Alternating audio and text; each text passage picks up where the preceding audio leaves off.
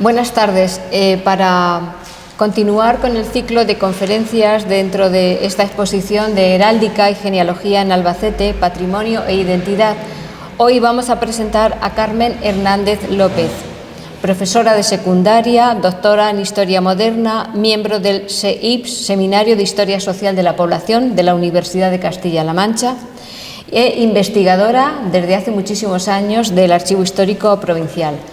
Yo conocí a Carmen en el 2007, cuando yo acababa de llegar al Archivo Histórico y preparábamos una exposición sobre el catastro del Marqués de la Ensenada en Albacete, y era un trabajo ingente y me superaba, y Carmen me ayudó, me dio ánimos, y además, aprovechando que ella estaba preparando su primera obra, que es Calles y casas en el campo de Montiel, hogares y espacio doméstico en las tierras del Bonillo en el siglo XVIII, me preparó un artículo precioso que quedó en aquella publicación muy vistosa, una publicación que corrió bajo la dirección del Ministerio de Hacienda y bueno, pues era una cosa muy espectacular y muy bonita. Bueno, Carmen es especialista en la casa, en las familias, en el hogar, en las devociones. Ella es una gran conocedora de los fondos del archivo, sobre todo del catastro de Ensenada, de los protocolos notariales. Ella ha manejado testamentos, cartas de dote, cartas de obligación, libros parroquiales, y me gustan mucho los trabajos de Carmen porque contextualiza a las familias, contextualiza las casas en la sociedad, en su entorno, en la política, en el momento. Y creo que para estas charlas sobre genealogía me gustaba mucho que una persona nos dijera cómo hace ella ese contexto, cómo arropa y viste lo que es una trayectoria. Porque la genealogía corre el peligro de convertirse en una sucesión de nombres.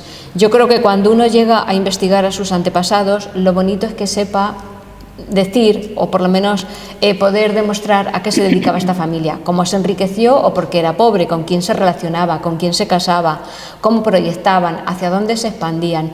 Carmen empezó estudiando lo que es la zona del campo del Montiel, el Bonillo, Osa, Lezuza, la zona de Alcaraz también, pero la última de sus publicaciones me he dado cuenta que se ha trasladado a Madrid. Ha dado un salto. Sí. La última o penúltima es la casa, bueno, la última o penúltima es la que va sobre el Bonillo. Esa publicación que tenéis, que está dirigida por Alejandro Jaquero. Ah, sí, las devociones en el Bonillo. Devociones domésticas en el Bonillo, pero tienes una que se publicó en el año 2022, Mi casa es mi sustento, espacio familiar, historia social, relaciones familiares en Madrid. Sí. Bueno, desde que Carmen publicó esta primera obra sobre calles y casas en el campo de Montiel, he visto que no ha parado de trabajar. Tiene varias obras suyas, tiene publicaciones en obras conectivas y tiene también artículos en muchísimas revistas. Así que les dejo con Carmen y su interesante conferencia. Pues muchísimas gracias, Elvira, por esta presentación y por todo lo que has comentado a lo largo de mi trayectoria. Es cierto que el archivo y la investigación pues es algo que entra lento, pero que dura toda la vida, y en eso estamos. Quiero agradecer, además de Elvira, por esta presentación, pues también por este ciclo de conferencias que ha organizado y por haberme invitado a ellas. Esta tarde vamos a hablar sobre historia moderna, vamos a hablar sobre la villa de Albacete y principalmente sobre el poder de la familia desde los siglos XVI al siglo XVIII. He querido en esta primera diapositiva insertar este plano que corresponde, bueno, pues a la villa de Albacete en el año 1767, donde, bueno, ya pueden observar pues una incipiente planimetría de nuestra ciudad, los edificios de la arquitectura doméstica y, bueno, pues todos los edificios religiosos que, como pueden ver, pues están sobredimensionados con respecto al resto de las construcciones. Lo he querido traer aquí porque este es el espacio por el que nos moveremos esta tarde, en este tiempo de la Edad Moderna. Además, he querido incluir pues, las dos instituciones a las que represento y en las que, como ya ha comentado Elvira, pues, soy miembro activo, el SEIS, el Seminario de Historia Social de la Población, vinculado a la Facultad de Humanidades de Albacete dentro de la universidad. Es un centro de investigación en el que bueno, llevo ya más de 20 años y que les he querido mostrar en la parte inferior la página web, porque ahí pueden descargar materiales, conocer quiénes somos, conocer qué hacemos, y vinculado a esta página del SEIS pues está esta otra de Modernalia, que es una página, es un repositorio de materiales para la enseñanza de la historia moderna, especialmente indicados para el profesorado.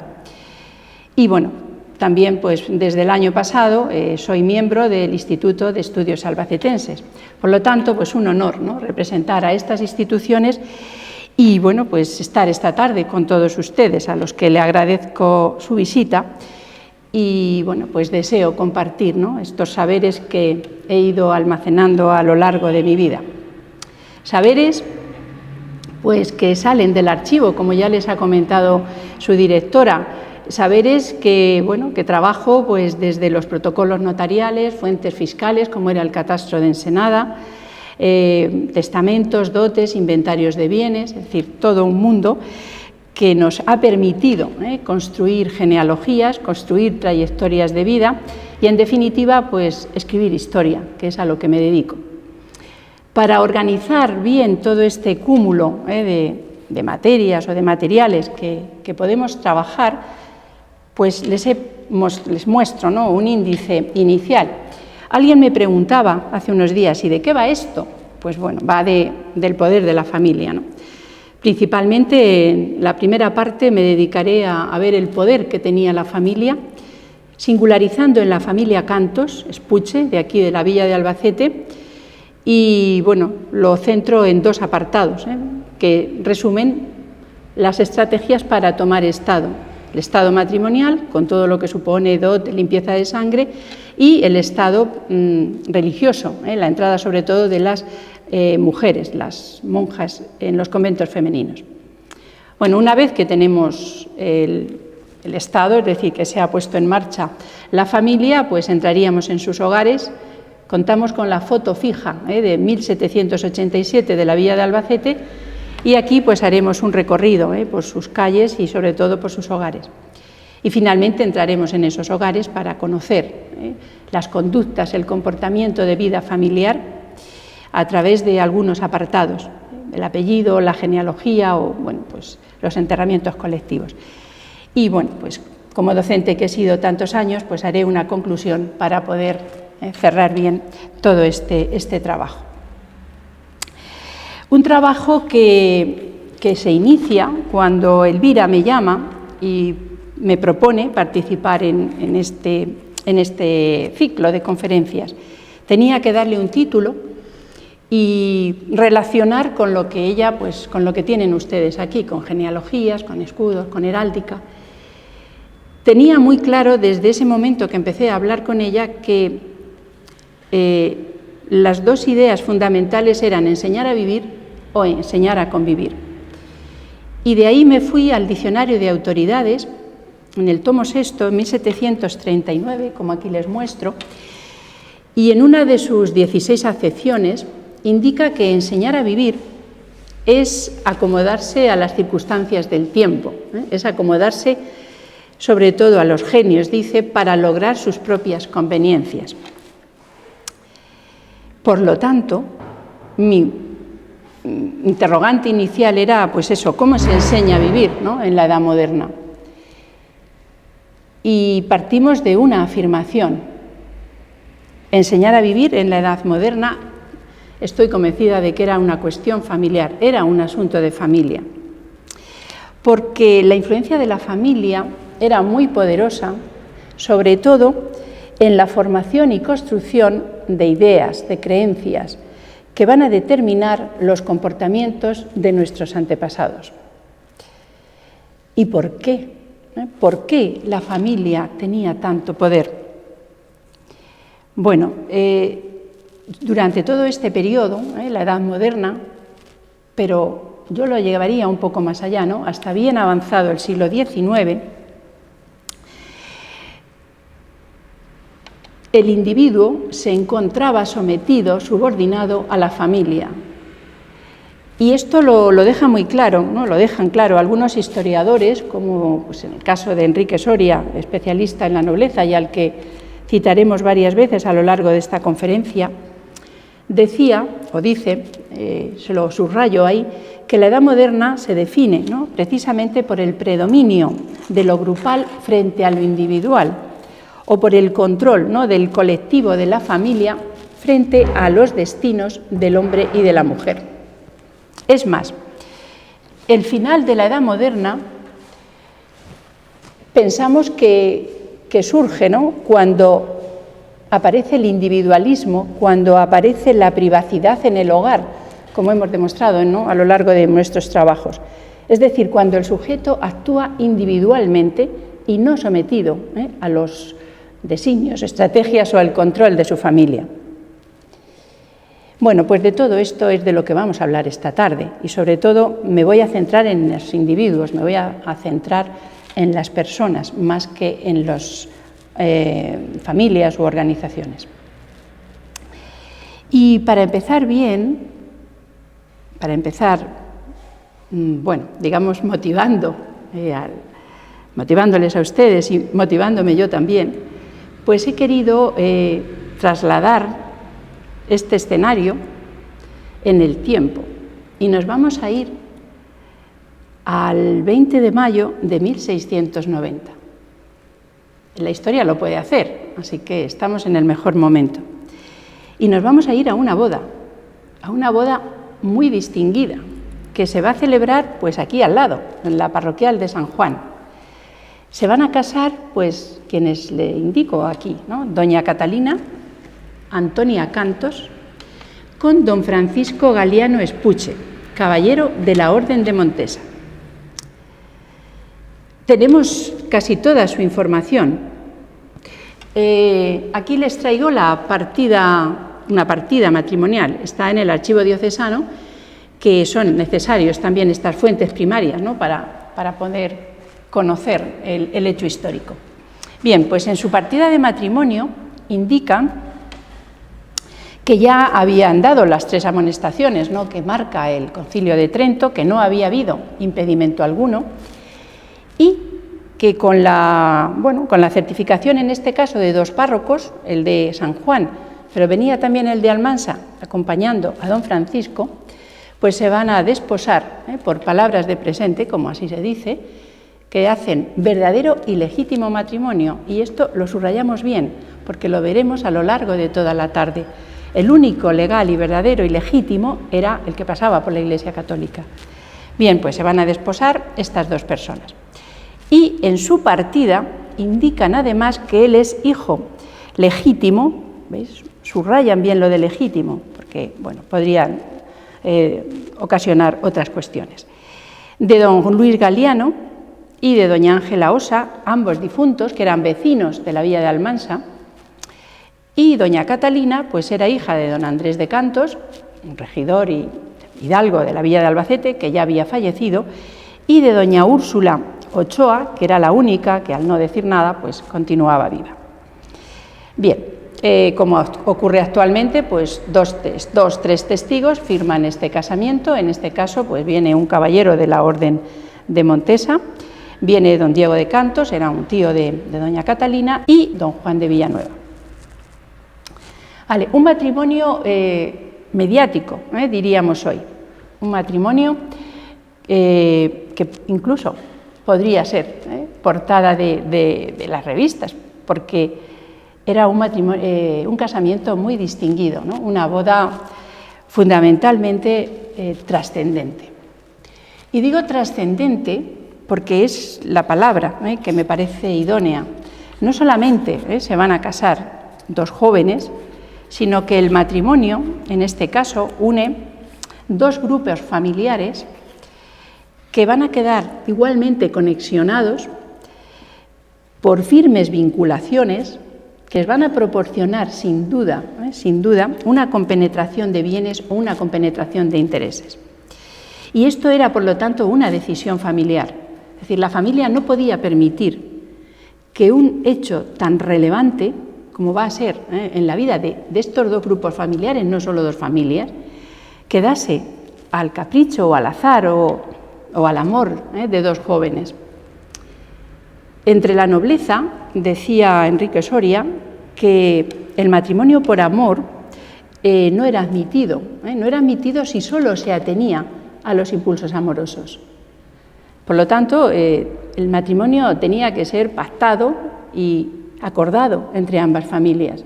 Y el amor, si llegase, pues ya vendría después. El amor, además, no era un requisito imprescindible. También se dice, ¿no?, que es algo que viene más de la burguesía, ¿no?, del siglo XIX. El matrimonio, en cambio, sí era esencial en la sociedad. Era esencial porque no solo se unen dos personas, sino que aquí vamos a hablar ya de la reproducción biológica, es decir, el linaje que van a traer, los hijos que van a nacer, y la reproducción social. La reproducción social no solamente entre los nobles, como eran ellos, ¿no?, los hidalgos o la burguesía, cualquier grupo de la sociedad pedía, ¿no?, y buscaba la reproducción social para sus futuros descendientes, exceptuando los pobres, lógicamente, que no reproducirían más que pobreza. Por eso afirmamos que existía, ¿no?, una gran presión social hacia el matrimonio, especialmente hacia las mujeres. Y fíjense, les traigo varios textos. La segunda mitad del siglo XVI, Fray Luis de León comentaba, lo pongo ahí, es ese texto, dice: Dios, cuando quiso casar al hombre, dándole mujer, dijo: hagámosle un ayudador, su semejante. Una frase que sale del Génesis. De donde se entiende, dice, que el oficio natural de la mujer y el fin para que Dios la crió es para que sea ayudadora del hombre, del marido, y no su calamidad y desventura. Dice, para que le alivie de los trabajos que trae consigo la vida casada y no para que añada o que añadiese nuevas cargas. A ver, esto en la segunda mitad del siglo XVI casi nos puede parecer normal, pero en la primera mitad del siglo XX, don Antonio Machado, en el poema que escribe sobre la mujer manchega, en los versos, no sé, eran 11, 12, fíjense lo que dice, es la mujer manchega, garrida y bien plantada, muy sobre sí doncella, perfecta de casada. Por lo tanto, el estado ideal para la mujer era el de casada, y toda la sociedad incitaba a ello. Por lo tanto, la idea que surge y que tengo que relacionar es cuándo se casaban, ¿no?, los hombres y mujeres aquí en nuestra tierra. Bueno, les he traído esta tabla de la edad media del acceso al primer matrimonio en el siglo XVIII. La historia social, que es lo que yo hago, se nutre fundamentalmente de muchas herramientas, y una de ellas es la demografía, es esencial para poder construir el relato histórico.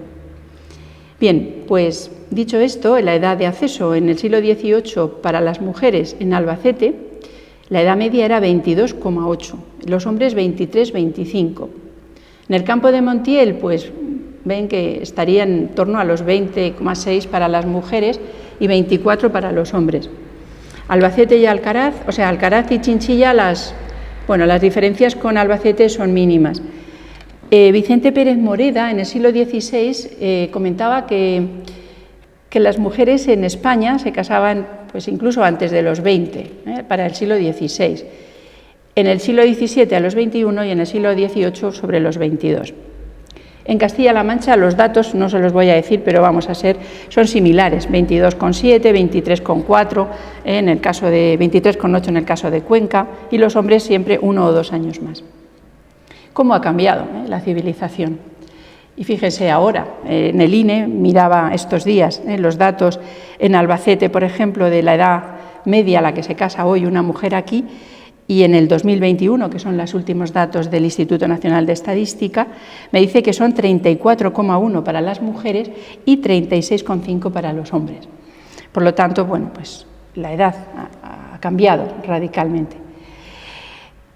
Cuando contrae matrimonio nuestros protagonistas, a los que nos hemos colado en esa boda, Catalina tenía 21 años y don Francisco 29, ¿vale? Y bueno, pues a lo largo del siglo XVIII los matrimonios se siguieron realizando más o menos en similares circunstancias a lo que hemos visto del XVII, ¿no? En función de las estrategias que desplegaba la familia. Sin embargo, a mediados del siglo XVIII, sobre todo yo creo que la ideología de la Ilustración, aunque fue un movimiento minoritario, tuvo mucho que ver aquí, favorable a la razón y al individuo, es lo que va a permitir, ¿no?, un clima o va a favorecer una mayor permisividad hacia el matrimonio por amor, porque este movimiento ilustrado no acepta todo aquello que no fuese razonable, y los jóvenes no veían razonable, ¿no?, el consentimiento paterno, por ejemplo, a la hora de contraer matrimonio. Bien, esto ocurriría, ya os digo, a finales del XVIII, principios del XIX, pero en el siglo XVII y a la boda que estamos asistiendo, de una familia bien situada en la pirámide social de la villa de Albacete, el matrimonio fue concertado, fue pactado y fue minuciosamente controlado, como verán a continuación. En primer lugar, la pregunta sería ¿por qué?, ¿no? ¿Por qué se va a concertar este matrimonio entre la hija de don Andrés de Cantos, era un hidalgo, regidor y oficial, ¿no?, del Santo Oficio de la Inquisición, con pues un joven que viene de Almansa, caballero de la Orden de Montesa, que era una orden muy prestigiosa? Bueno, la respuesta la pongo a continuación. Es un matrimonio entre iguales, es un matrimonio entre semejantes. Iguales en cuanto a posición, ¿no?, iguales en cuanto a riqueza, en cuanto a nobleza. Pero esto ya lo decían los moralistas, ¿eh? El padre Arbiol, en la frase que les traigo, dice que los contrayentes sean iguales y semejantes. ¿Esto siempre era así? No, esto siempre no ocurría. Es decir, no tenían que ser iguales y semejantes, y de hecho no lo eran. En muchos casos pues se van a dar matrimonios con personas socialmente inferiores, quizá económicamente superiores. ¿Por qué? Pues por lo que venimos diciendo, por el poder de la familia. El poder de la familia no se podía perder, y ante una situación de crisis o descenso social, la familia interviene para no perder las influencias, el estatus, para no perder su posición. Y es lo que les he traído. Todo lo que voy a decir, pues me gusta contrastarlo con los datos que sacamos del archivo. Fíjense este documento, qué interesante. Forma parte de un testamento. El testamento lo escribe doña María Benavides.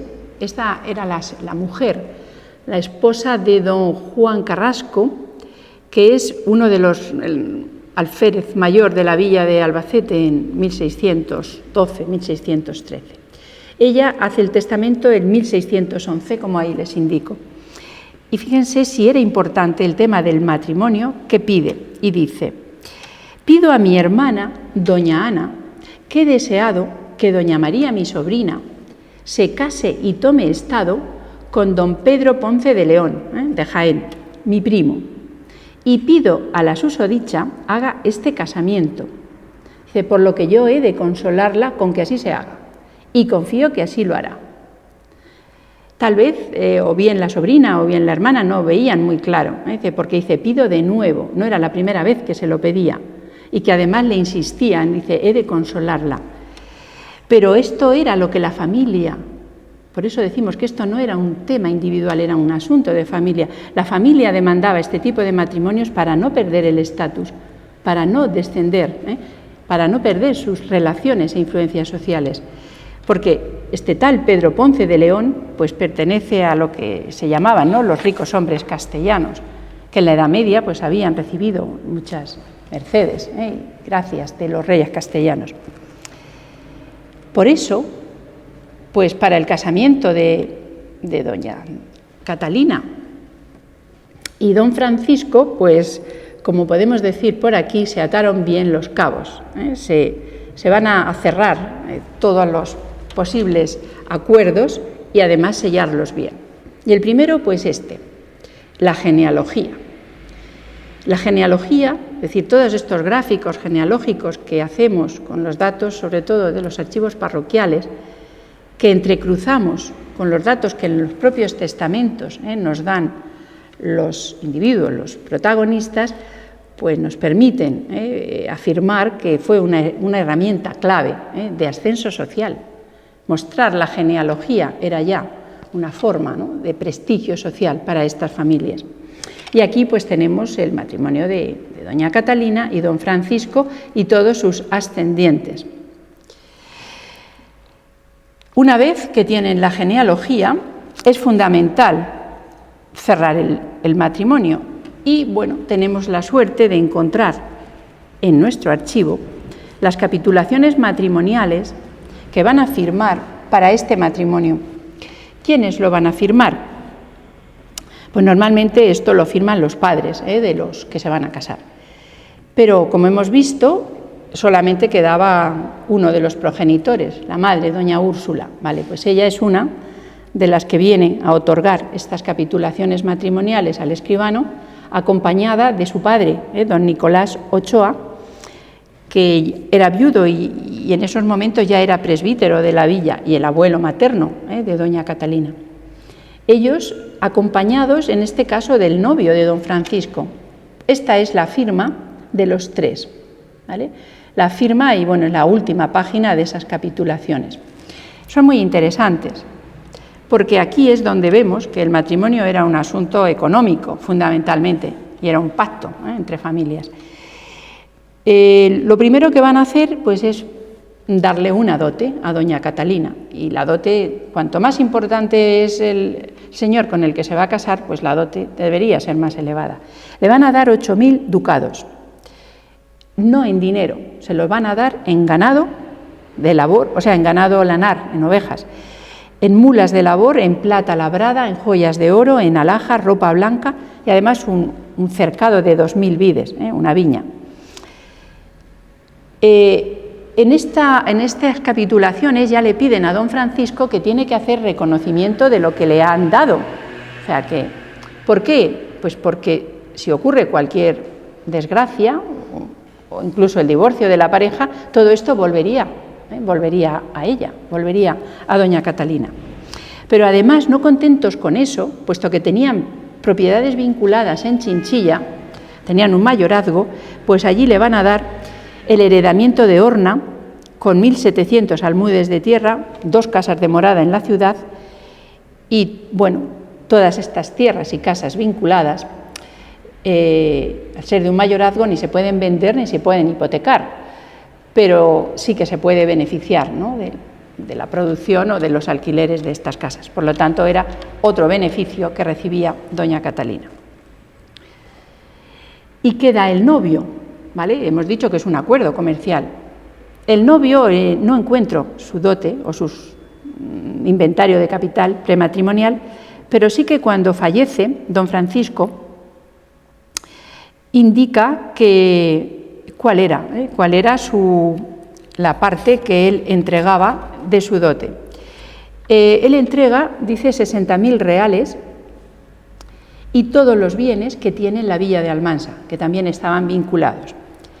De esos 60.000 reales, indicaba que había que deducir 10.000 que le entregaría a doña Catalina para las arras, las joyas que le va a regalar, así como, bueno, los gastos que llevase la boda.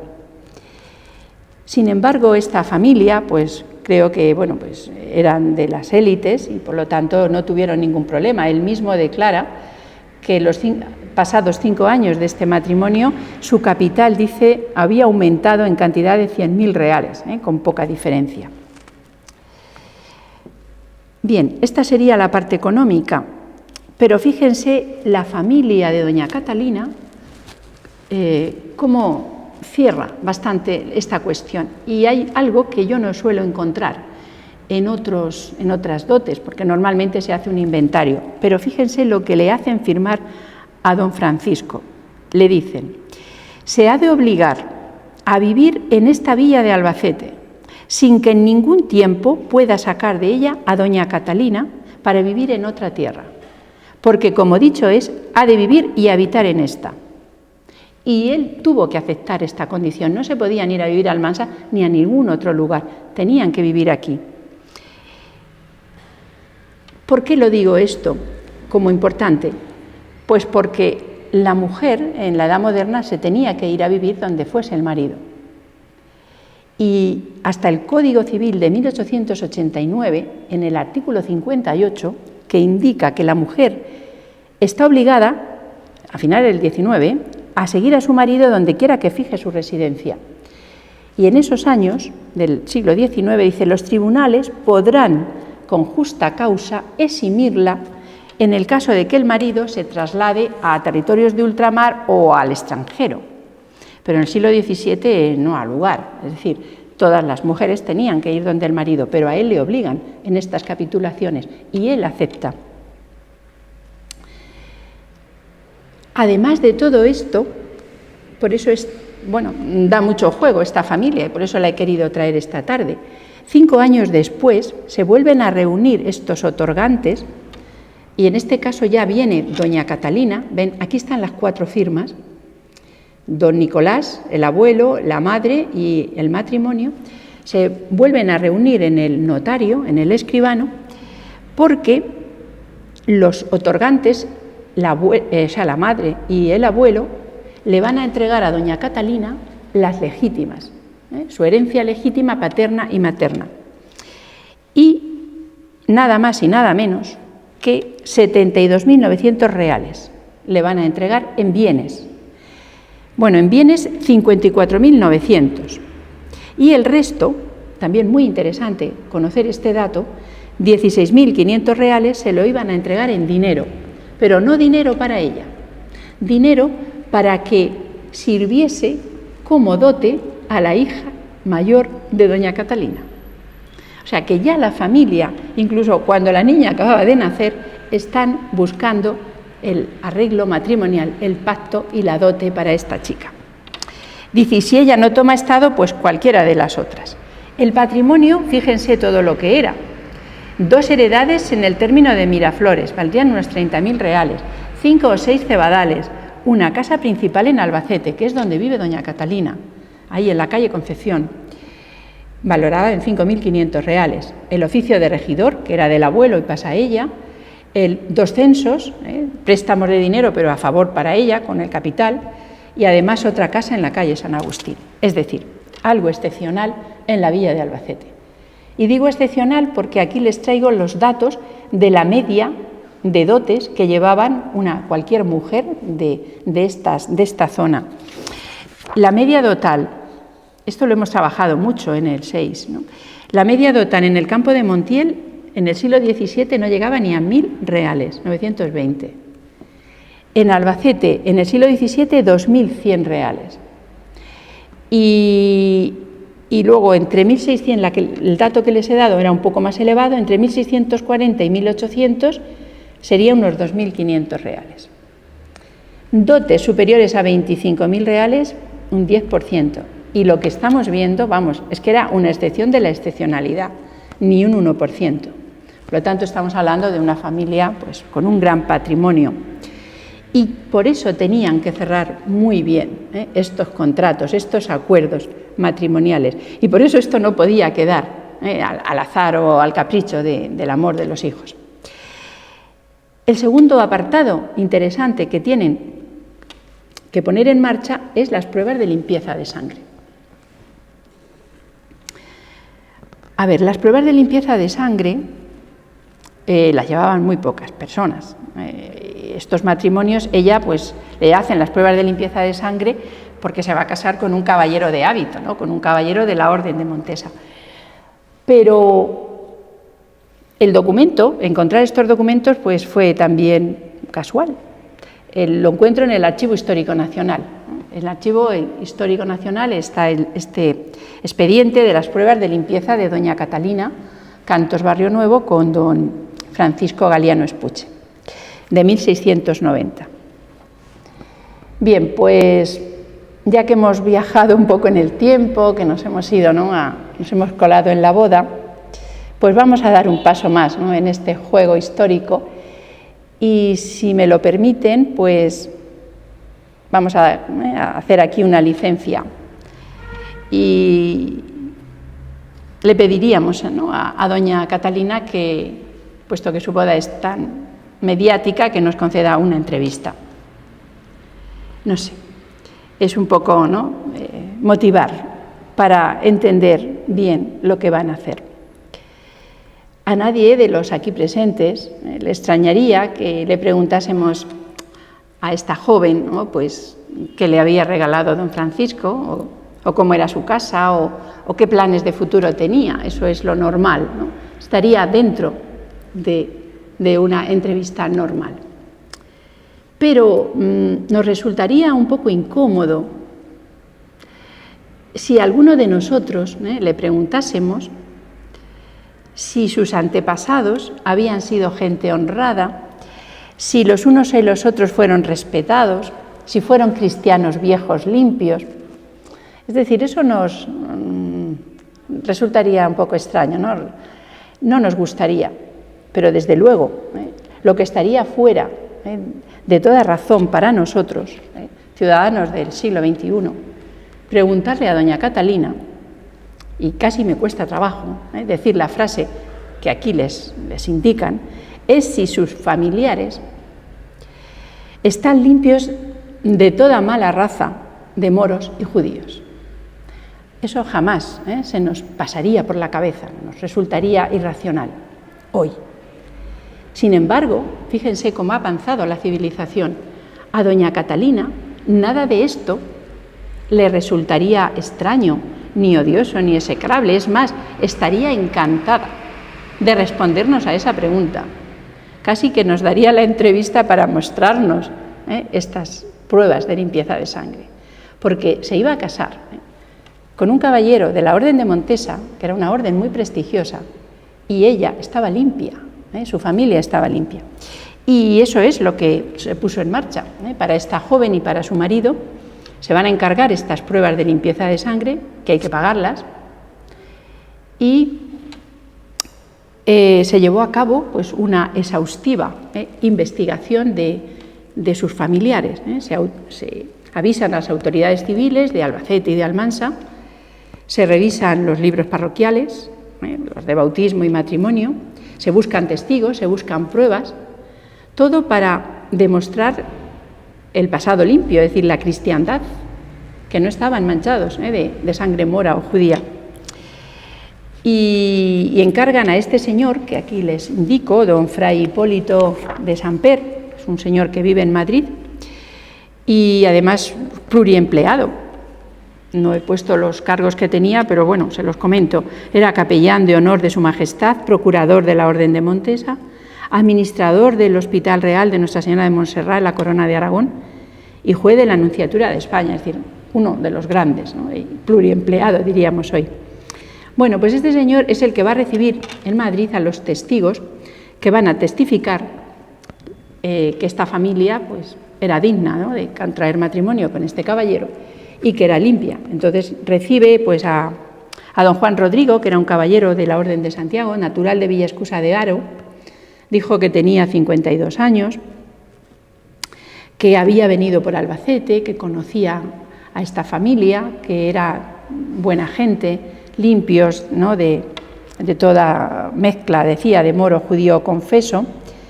Le dijeron que todo esto no se iba a publicar, que hablase claramente, y bueno, pues jamás se les hubiera pasado, ¿no? por la cabeza que hoy estaríamos aquí contando su historia. Pero bueno, esta es la magia, ¿no? que tiene la investigación. Además, bueno, otro testigo dijo que sus padres que don Andrés era familiar del Santo Oficio, igual que su abuelo, don Nicolás, y que, bueno, estas familias hidalgas pues eran limpias de sangre. Con lo cual, pues Catalina estaría encantada, ¿no? de contarnos todo esto. Toda esta historia de interrogatorios, de limpieza de sangre, ha seguido funcionando en España hasta el siglo XX, aunque les parezca increíble. Bueno, tengo que puntualizar bien.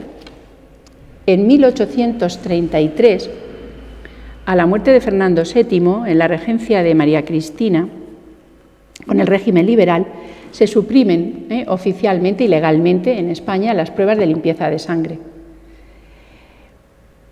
En 1865 se suprimirán para el Ejército y la Marina. Y eran imprescindibles para desempeñar cualquier oficio. No cualquiera, bueno, para ser maestro, por ejemplo, para ser abogado, para entrar en una cofradía, pues para incluso para ser escribano. Es decir, decía Jaime de Salazar, un historiador, que daba prestigio también, ¿no?, a una entidad, adornaba una profesión. Por lo tanto, en este momento que estamos hablando, pues dignificaba también, ¿no?, a esta familia. Pero yo les he dicho que llegaban hasta el siglo XX. ¿Por qué digo hasta el siglo XX? Pues fíjense, ¿por qué es tan importante venir al archivo, investigar, no quedarnos con el dato del libro de texto, como yo les decía a mis alumnos? Hay que ir más allá. En 1910 encuentro en el Archivo Histórico Nacional un documento, un expediente para una monja de doña Luisa, la señorita entonces ya, claro, en el siglo XX, Luisa Matilde Ponce de León Espina, natural de Albacete. Esta mujer quería ingresar en el monasterio de Comendadoras de Santiago de Madrid como religiosa.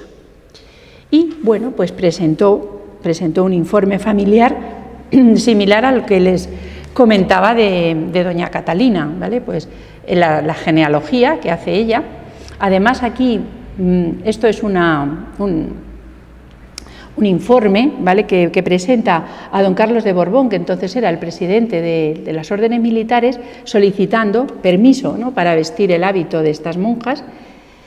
La petición venía avalada además por la comendadora de la orden y además se incluyen declaraciones de varios testigos de Albacete que indicaban que esta señorita era de buena vida, de buenas costumbres y que, además de legítimo matrimonio, y que ninguno de su familia tenía o provenía de raza, decían, de moro, judío o hereje, ni había sido procesado por estos delitos.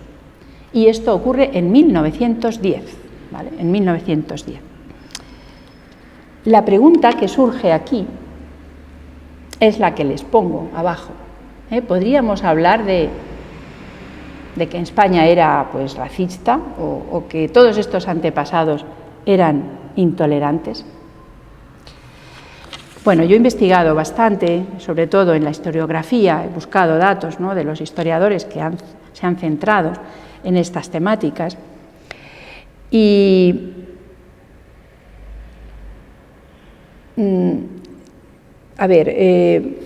Jaime de Salazar, fundamentalmente Jaime de Salazar, comenta que no se puede contemplar, ¿no?, como un concepto racial, como el que nosotros podíamos pensar, ¿no?, en los judíos en mediados del siglo XX en Alemania, sino como un concepto ideológico. Dice, no se trataba de defender la pureza de una raza, sino de defender la integridad del dogma, la integridad de la cristiandad o de la fe católica. Lo que ocurre es que, bueno, al final, en la práctica, pues sí que hubo envidias de clase, podríamos decir, resentimientos, persecuciones, incluso, porque esto nos pone en contacto con el tema de los judeoconversos, de los judíos o de los conversos o de los herejes. Y, bueno, estas personas, pues como todos saben, fueron perseguidas, tuvieron que ocultar su pasado, tuvieron que, incluso a sus hijos, les ocultaban quiénes habían sido sus antepasados hebreos o judíos. Y, bueno, muchos de ellos pues cambian los apellidos, incluso fundan conventos para pasar desapercibidos. De todo esto sí que me gustaría citarles, ¿no?, porque yo no he encontrado ejemplos aquí en el archivo, pero Aurelio Pretel, nuestro historiador, sí que tiene una obra que escribe sobre los judeoconversos de Alcaraz en los siglos XV y XVII.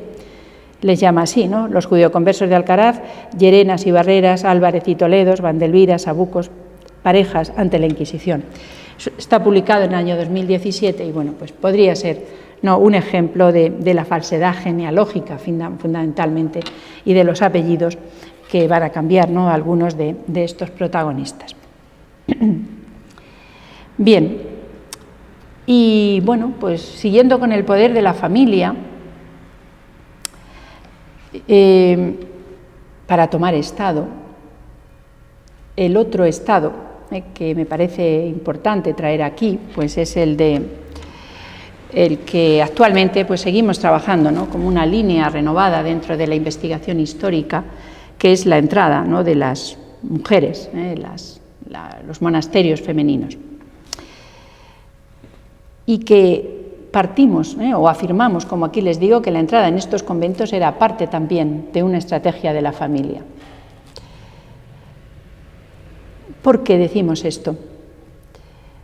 Bueno, partimos de una idea, y es que cuando Enrique Soria estudia las familias nobiliarias, comenta que entre los siglos XVI y XVII, miles, y subrayo la palabra miles, de hijas de la nobleza fueron obligadas a encerrarse en los conventos y en los monasterios de por vida. Fueron encerradas de por vida. En el siglo XIX, pues, al desciende el número de estas religiosas, y desciende sobre todo porque bueno, vienen las desamortizaciones eclesiásticas y se cierran muchos de los conventos. Pues comentaba que el poder de la familia pues, era determinante, ¿no?, para la entrada de estas mujeres en los conventos. Y es que los padres, cuando tenían varias hijas, pues se encontraban con dos alternativas, y las dos pasaban por tomar Estado, o el Estado matrimonial, que ya hemos visto, que garantiza pues, relaciones, que garantiza linaje, nuevas influencias, o tomar Estado religioso, entrar en un convento, que también pues daba cierta estima social, estaba, digamos, bien visto socialmente. No cito el estado de soltería porque una mujer soltera pues como que no era bien aceptada socialmente, y por lo tanto los padres no pensaban nunca en que sus hijas se quedasen solteras. Pero cuando hay varias hijas, esto resultaba costoso, y lo hemos visto en el caso de doña Catalina. Preparar una dote importante pues era muy atractivo, ¿no?, para sus posibles pactos, pero no todas las hijas podrían llevar esa dote excesiva o fastuosa. Además, en el caso de la nobleza, como les comento de Soria Mesa, decía que la futura herencia que podría recibir pues esta hija que se va al convento, a la muerte de sus progenitores, impediría la acumulación del capital, ¿no?, para el hijo mayor, para la casa y para el mayorazgo, con lo cual podría incluso paralizar esos procesos, en el caso de la nobleza. Por lo tanto, el convento vino a ser una muy buena solución y aceptada solución, porque también es una cuestión económica, era una cuestión económica, igual que el matrimonio con otra persona, porque las jóvenes, cuando entran en el convento, tienen que renunciar a sus legítimas paterna y materna, y a cambio los padres les van a entregar una dote al convento que, bueno, según los datos que yo he consultado en los archivos, pues estaría entre los 800 y 1000 ducados. En Albacete más 800 que 1000, ¿vale? Decía Domingo Ortiz que los conventos de monjas pues solo admitían aquellas jóvenes que podían entregar esa dote, que es lo que les garantizaría, ¿no?, su mínimum vital. Pero la pregunta no es de cuántas había ni cuánto entregaban en la dote. La pregunta que yo me hago aquí es que si realmente estas jóvenes entraban obligadas por sus padres o entraban porque tenían vocación religiosa. ¿Cuál era la cuestión? ¿Qué es lo que tenemos que indagar aquí? Bien, Es difícil que en el documento, que en la fuente primaria, te digan que no tienen vocación religiosa. Ya hemos visto, ¿no?, la señorita esta Matilde de Comendadora de Santiago, que ya quería ingresar en la orden como novicia. Pero hay una frase que me gusta mucho y un verbo en participio que casi lo podíamos recuperar también, ¿no?, igual que estos documentos, que es doncellas compelidas por sus padres. Compelir, compeler, ¿no? Compelir o compeler significa, en la RAE, que es obligar a alguien con fuerza o autoridad a que haga lo que no quiere. Y nuestro gran maestro, historiador, don Antonio Domínguez Ortiz, decía que eran doncellas compelidas por sus padres, que estaban obligadas por sus padres a hacer lo que no querían. Dice, no es que fueran muchas, los casos eran reales, él cree que no eran muchas las que entraban, pero Enrique Soria nos dice que eran miles de hijas de la nobleza las que entraban compelidas.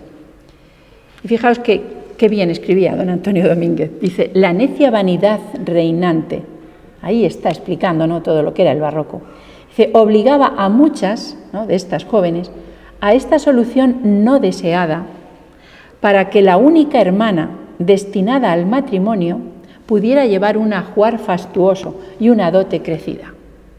Por lo tanto, se sacrificaban por una de ellas para que esa sí tuviese un matrimonio muy ventajoso.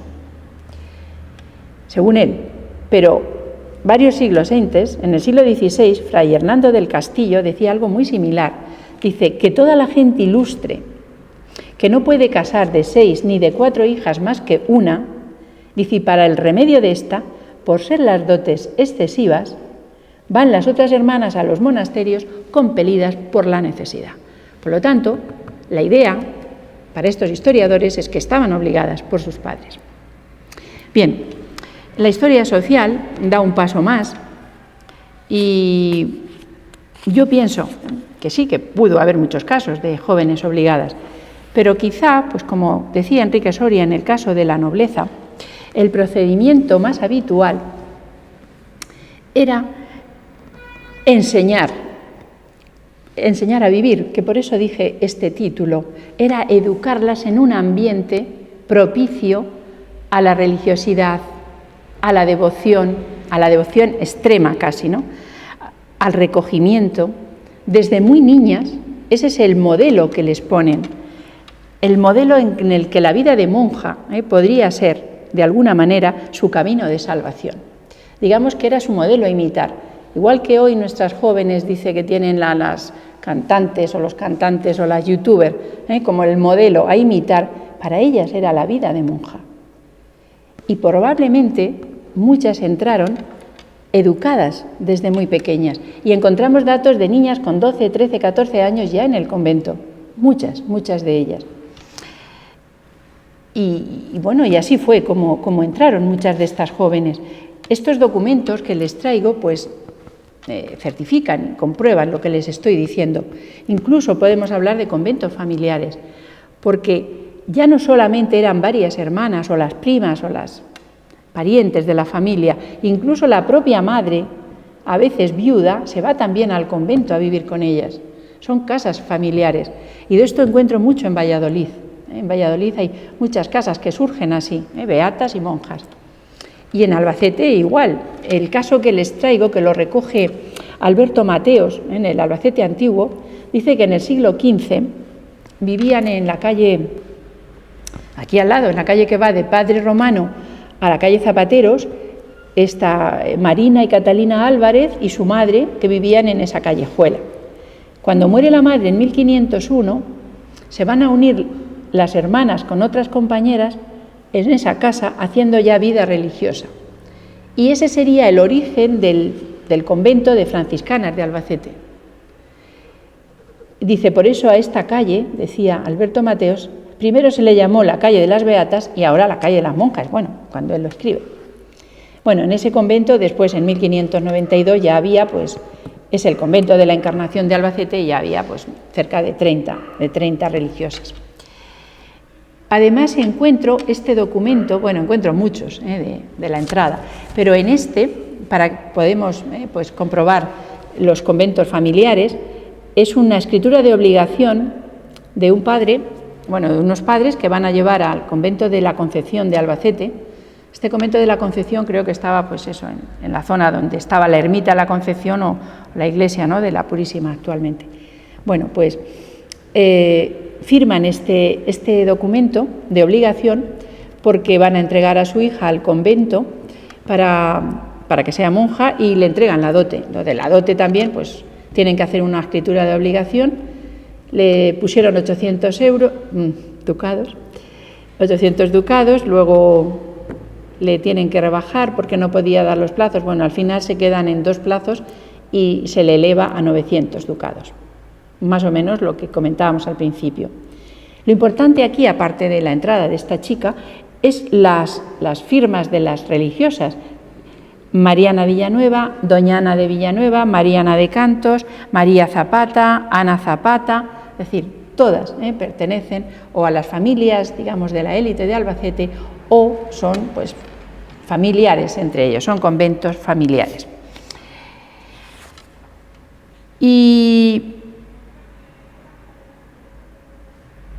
bueno, dicho esto, pues creo que ya una vez que hemos tomado estado, tendríamos que pasar a conocer esa segunda parte que les decía de cómo eran los hogares, ¿no?, en nuestra ciudad. También damos un salto en el tiempo, dentro de la Edad Moderna, nos vamos al 1787, tenemos el censo de Floridablanca. Los censos, pues, son necesarios para trabajar la historia social, los datos cuantitativos, y en este censo encontramos el tamaño del hogar. Me gustaría, pues, hacerles una pregunta, ¿no?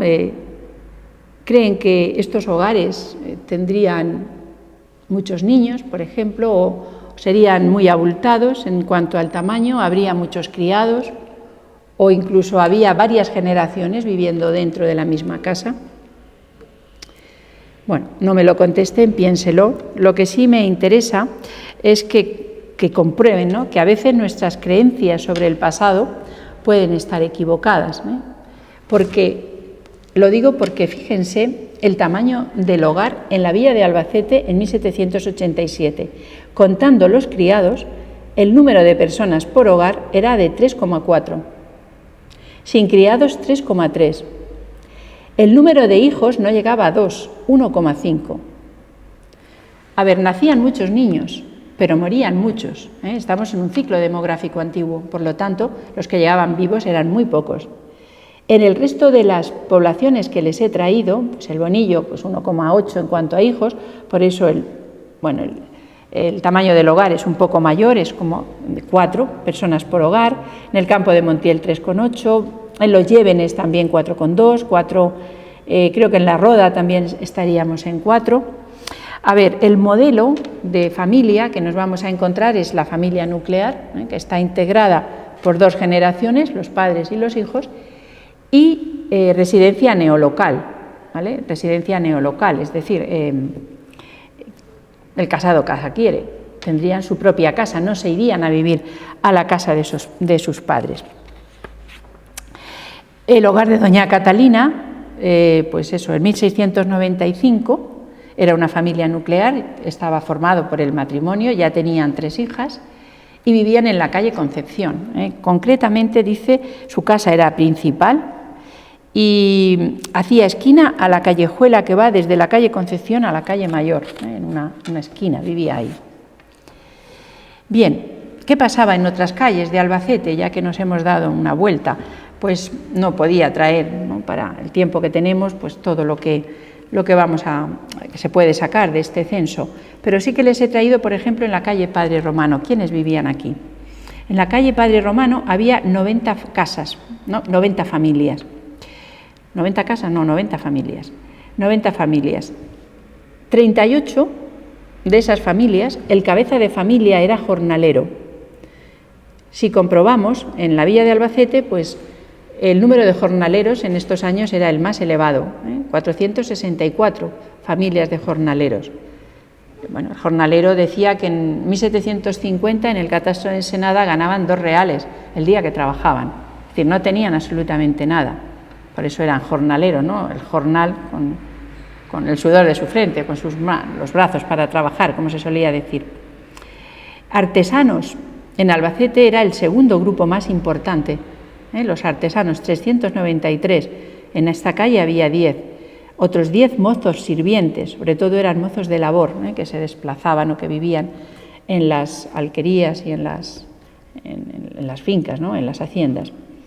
Mujeres viudas, cabezas de familia, había aquí 15 y 357 en Albacete. Bueno,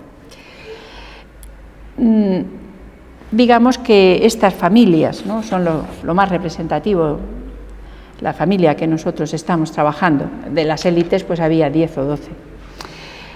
Una vez que ya conocemos pues qué había en estas viviendas, nos quedaría esta tercera parte, que es pues los comportamientos de vida familiar, la imagen del poder. Porque convivir en estos hogares llevaba implícito sobre todo unos comportamientos y unos modos de vida.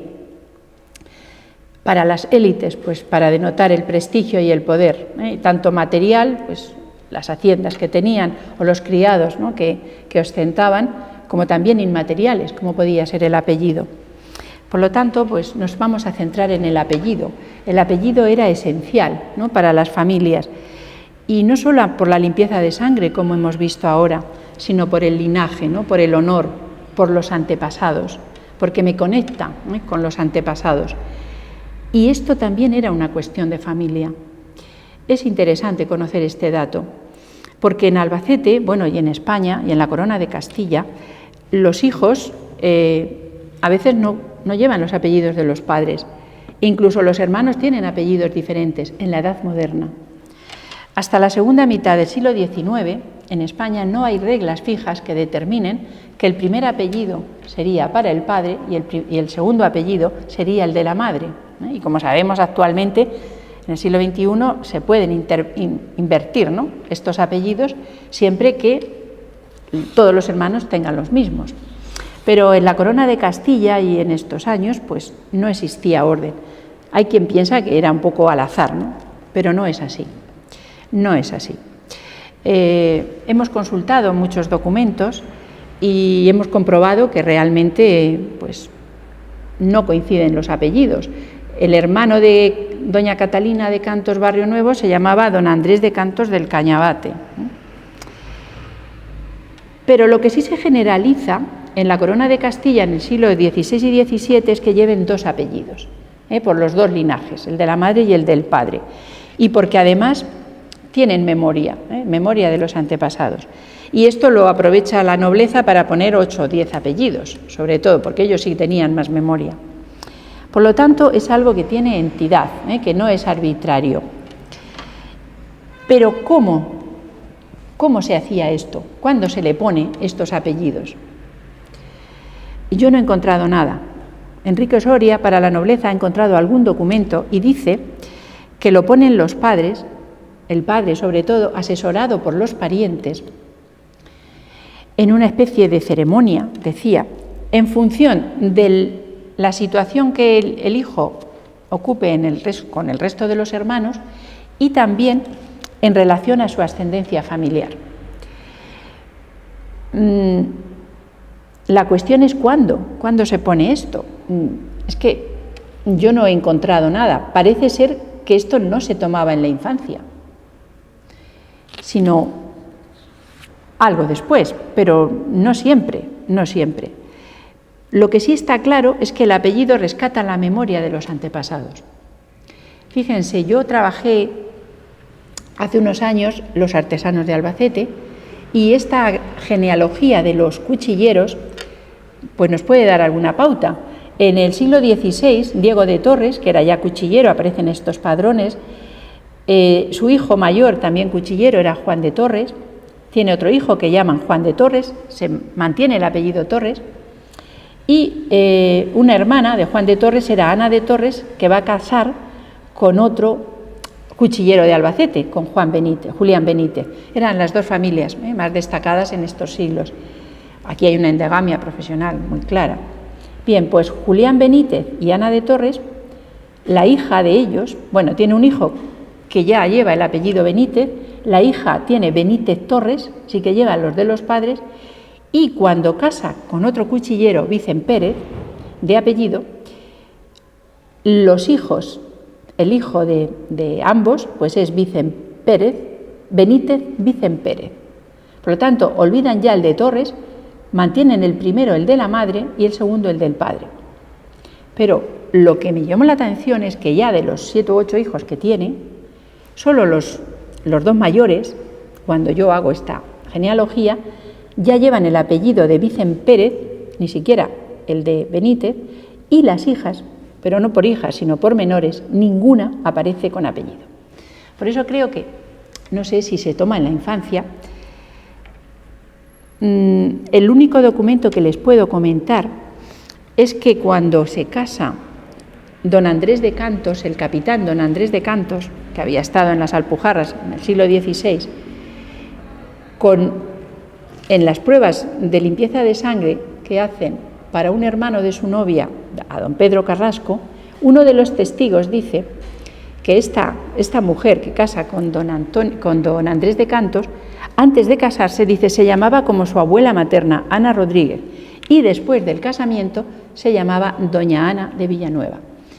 A ver, no tiene nada que ver con esa ceremonia, pero parece ser que con el matrimonio, cuando es una persona así, pues de la élite, pues sí que cambian los apellidos. En la familia que estamos protagonista, ¿no?, de doña Catalina y don Francisco Espuche, pues a estas 3 hijas que tienen, según un poder notarial que encuentro aquí en el archivo, en 1696, las 3 hijas llevaban los 2 apellidos del padre, no aparece el apellido Cantos, y eran niñas cuando encuentro eran niñas de 3 o 4 años, por lo tanto, todavía falta mucho por investigar en este tema. El otro tema que he querido traer pues es el comportamiento después de la muerte, y creo que es muy importante para la familia, ¿no?, estos comportamientos, porque perduran para la eternidad. Y es la primera manda en el testador, ¿no? Dice, mi cuerpo a la tierra y mi alma al cielo. Y los que tenían capillas en las iglesias, pues podían estar, ¿no?, eternamente con su familia, que era lo que pedían, e incluso con sus amos. Catalina de Sena era criada de doña María Valera y en 1606 dijo que la enterrasen con su ama, con su señora, en una capilla que tenía en la iglesia. Y doña María Benavides, por ejemplo, el otro texto que les traigo, la que hablábamos, ¿no?, de la mujer de don Juan de Carrasco, mandaba que su cuerpo se deposite en el convento de San Agustín, de aquí de Albacete, dice, a mano derecha del altar, ¿vale? Y que cuando sus albaceas, bueno, lo consideren, querían que la trasladaran a la villa del Viso, ¿no?, en Córdoba. Doña Jerónima además hace un testamento muy completo sobre el enterramiento, porque esto era algo muy importante para estas familias, y decía que era su voluntad que la capilla que hicieron sus abuelos, ¿no?, aquí en la iglesia de San Juan, que es donde ella quiere que la entierren, dice que está, según se entra a mano derecha, dice, quiero poner un retablo, y fue voluntad de mis padres que se hiciera, y yo lo pagaré de mis bienes, ¿no?, y que además en ese retablo se ponga una imagen de Nuestra Señora del Rosario y que se diga una misa perpetuamente. Es decir, creo que no hay mayor homenaje para una familia que estas capillas dentro de las iglesias. Son comunitarias, es un privilegio, el poder enterrar aquí a su familia, el poder enterrar a sus hijos, a sus muertos, y además celebrar en ellas oficios religiosos, y además poner todos los santos y santas y todas sus devociones. Creo que es un gran homenaje, ¿no?, el que se le hace con estas capillas, pero potestad de muy pocos, lógicamente. Bueno, esto nos enlazaría con el mundo devocional religioso y con la importancia, ¿no?, la presencia de la Iglesia Católica en la comunidad, que como todos saben, pues es innegable. En el nacimiento, pues todo el mundo pasaba por la Iglesia, el bautismo era obligatorio, la Inquisición se encargaba de que lo fuese, y ahí comenzaba, ¿no?, un proceso que se llama de protecciones sobrenaturales, que se inaugura, ¿no?, poniendo el nombre y sobre todo pues el nombre de las devociones o de la familia era fundamental. Bueno, nuestros protagonistas todos fueron bautizados, lógicamente. Encontramos sus partidas de bautismo, ¿no? Don Francisco fue bautizado en la parroquia de Almansa en mayo del 61, doña Catalina aquí en el 69, 1669, y sus 3 hijas. Además, resulta interesante una anécdota que tenía don Francisco cuando hablaba de sus hijas, que dice que tenía en su hacienda de Almansa una niña a la que tenía mucho amor, se llamaba doña Isabel Flores, insiste en lo de doña, y que le pedía a su mujer que cuando falleciese él, si fallecía antes que ella, que se encargase de aquella niña y que le diera un legado. Es decir, esta hija, no sé si es hija o no es hija, pero es una persona que él recuerda a lo largo de su testamento, y por lo tanto me parece pues curioso insertarla aquí. Bueno, el matrimonio era importante, ya lo hemos dicho, era el segundo momento en el que participa la Iglesia, y bueno, llegados a este punto y de la vida matrimonial de nuestros protagonistas, pues decirles que fue muy corta. Esta vida duró poco, duró 5 años solamente.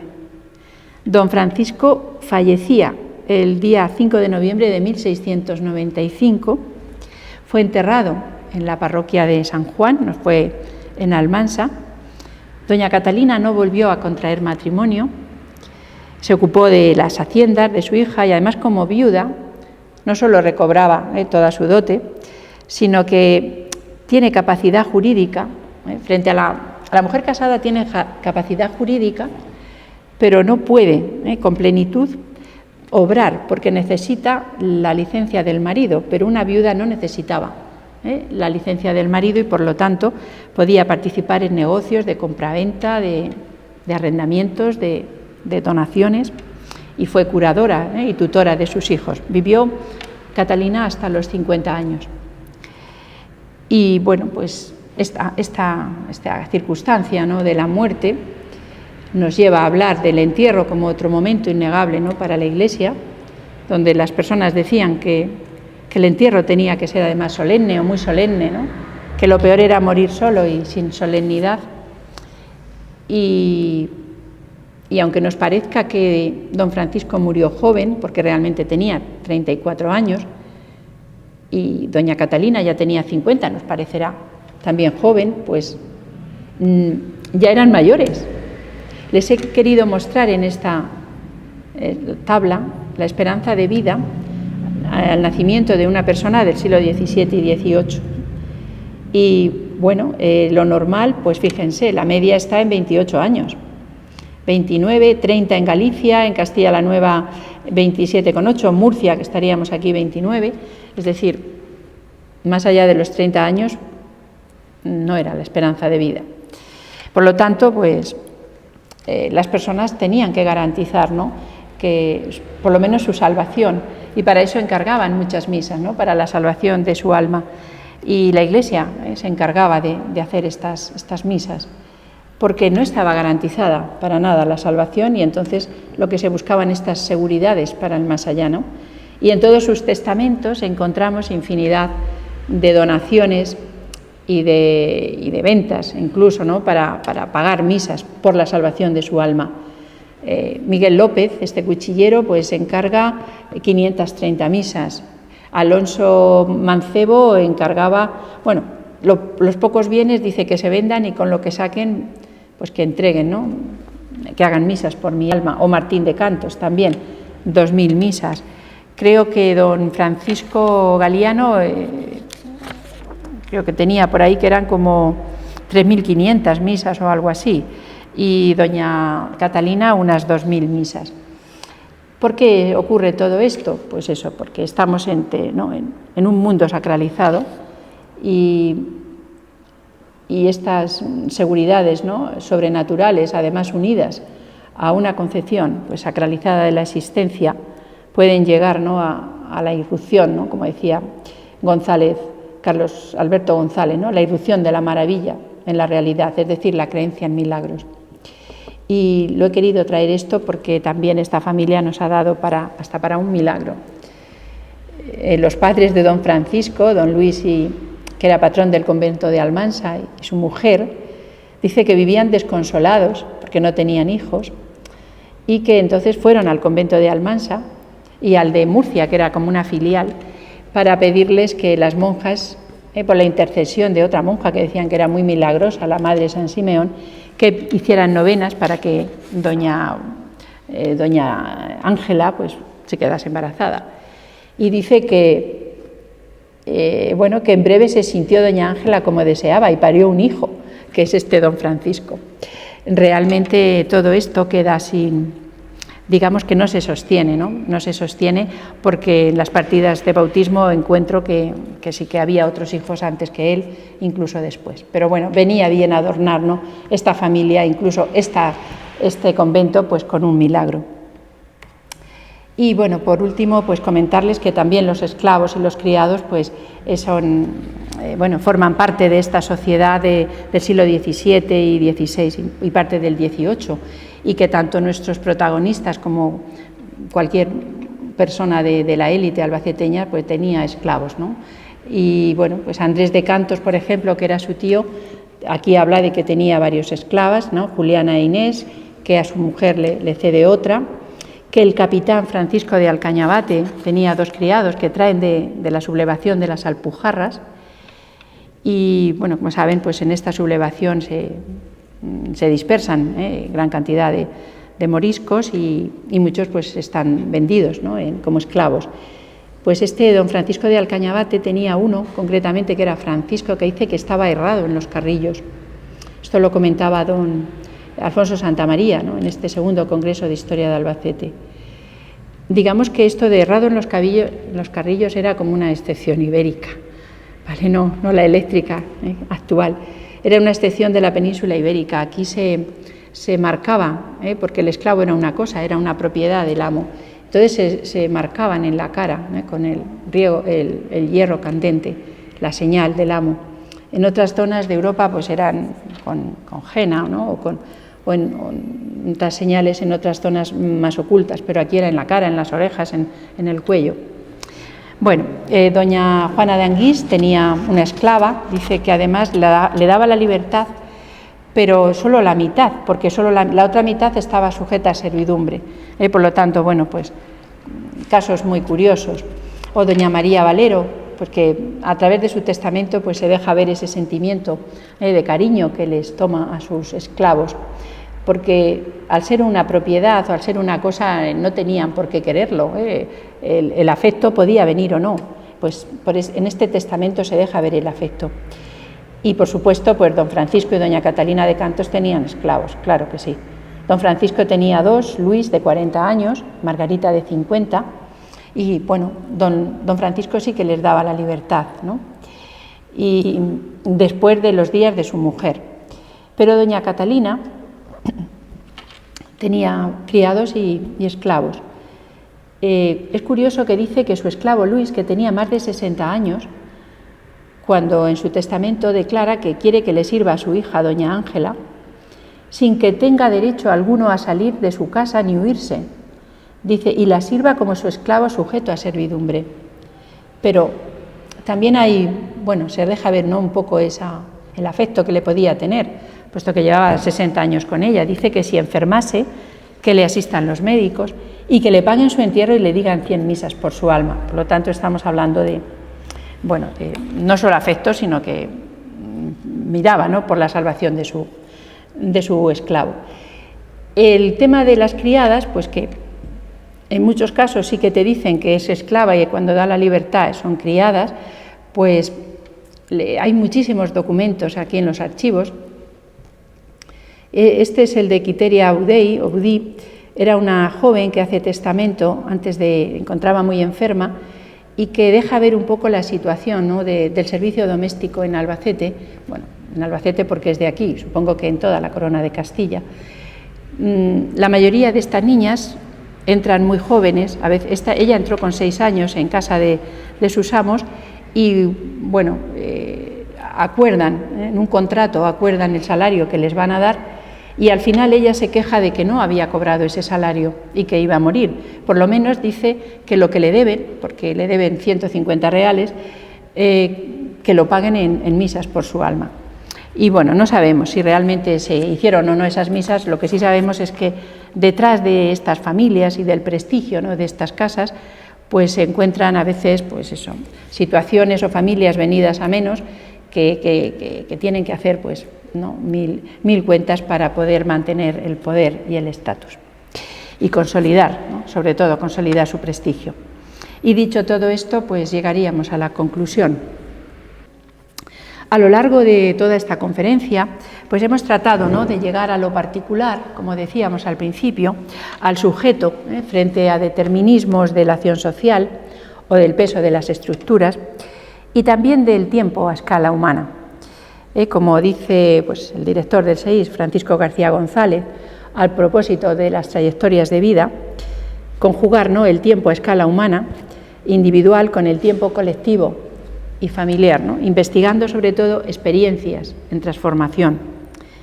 Y es desde estas experiencias en transformación desde donde hemos comentado algunas de las prácticas del poder de la familia, en las que observamos, como aquí les muestro, un fuerte arraigo a la tradición a través de, bueno, prácticas como son, pues, los enlaces endogámicos, los matrimonios de conveniencia, la ostentación del apellido, fundación de conventos, pues la limpieza de sangre o la compraventa de esclavos. Prácticas continuistas, ¿no?, que junto a la fama personal, como decía Pizarro, ¿no?, en el siglo XVIII, bueno, el propio Jesús Cruz, ¿no?, cuando trabaja Los Notables de Madrid, señalan que el comportamiento de cada uno supone, ¿no?, una contribución a la respetabilidad del grupo. Sin embargo, al indagar en sus trayectorias de vida, todo este inmovilismo creo que comienza a romperse, ¿no?, a resquebrajarse, generando movilidad y generando sobre todo dinamismo social. Este dinamismo social vendría dado por sus relaciones sociales, por el capital relacional. Y por eso les he traído este gráfico, sirva de ejemplo, ¿no?, este gráfico. Es un gráfico de relaciones sociales que está cerrado al siglo XVI y a las familias Cantos, Cañabate, Carrasco y Villanueva. Y bueno, pues son 26 individuos y 243 relaciones, lo que me salen en esta aplicación de GEFI. Bien, estos individuos y sus prácticas sociales permiten la movilidad desde su círculo de amistades. Y bueno, yo al ver el gráfico resultante, ¿no?, me recordaba las estrellas dentro de la Vía Láctea, ¿no?, pues un poco como estrellas por la Vía Láctea, pues que transitan, ¿no?, por las instituciones, sofocan sublevaciones, mienten o callan sobre su pasado, fundan capellanías y se procuran, ¿no?, la salvación eterna, pues con misas y novenas. Si bien todo esto, pues, forma parte del familismo, creo que no es menos destacable decir que estas estructuras tradicionales empezarían a romperse aquí en la villa de Albacete, sobre todo por la influencia de los cambios económicos, pero también los cambios políticos, ¿no?, con los cambios que va a haber en las oligarquías locales y los cambios sociales, motivados sobre todo por una pujante burguesía comercial que ya desde finales del XVIII y principios del XIX empieza a destacar en la villa de Albacete. Por lo tanto, son cambios, ¿no?, notas cualitativas que van a entrar en escena, con nuevas familias y sobre todo pues con nuevos individuos que liderarán, ¿no?, el orden social. Y así pues llegaríamos al final. Sin embargo, creo que la historia de doña Catalina pues no la he dejado terminada de manera consciente, con premeditación diríamos. Porque sí que me gustaría que se pregunten ustedes qué pasó, porque no con la muerte de ella, sino qué pasó con las hijas. ¿Qué ocurriría con sus hijas? Después de todo lo que hemos dicho, se atreven a pensar, ¿no?, o a decirme qué pudo ser de ellas, qué les deparó el futuro. El historiador tiene la ventaja de conocer el futuro de sus pasados, y yo lo sé, porque el archivo nos da esa información. Por eso es tan importante investigar en los archivos, porque sabemos lo que va a venir. Bueno, pues por si a alguno le interesa, unos años más tarde del fallecimiento de nuestros protagonistas, encuentro que doña María, la hija mayor, se llamaba Sor María de la Madre de Dios. Por lo tanto, pues era una monja. Y la hija pequeña, doña Úrsula, se llamaba Sor Úrsula de San Agustín. Ambas tomaron estado como religiosas descalzas, profesas, en el convento de Agustinas Recoletas y estaban en la ciudad de Murcia. Era el convento que había en Almansa, aquel que los padres de don Francisco, ¿no?, habían pedido para tener un hijo, aquella leyenda. Pero esto me gustaría que les llegase, ¿no?, y que pensasen si realmente eran también doncellas compelidas, porque la hermana que queda, la del medio, doña Ángela, van a buscar para ella un matrimonio muy conveniente. Es decir, toda la dote se la llevó ella. Estas renuncian a sus legítimas y es un matrimonio muy ventajoso con un caballero de la Orden de Calatrava. Bueno, es otra historia que seguiría y que continuaremos, ¿no?, buscando datos en estos archivos que están esperando, ¿no?, que podamos pues un día venir a ellos, a abrirlos y entrar en sus fondos para saber qué hay detrás de todos ellos. Y bueno, pues por mi parte nada más. Deseo darles las gracias por su asistencia, por haber venido esta tarde de verano a compartir y hacer de la historia pues un punto de encuentro para todos ustedes y, si me permiten, ya les tuteo, para todos nosotros y para todos vosotros. Muchas gracias.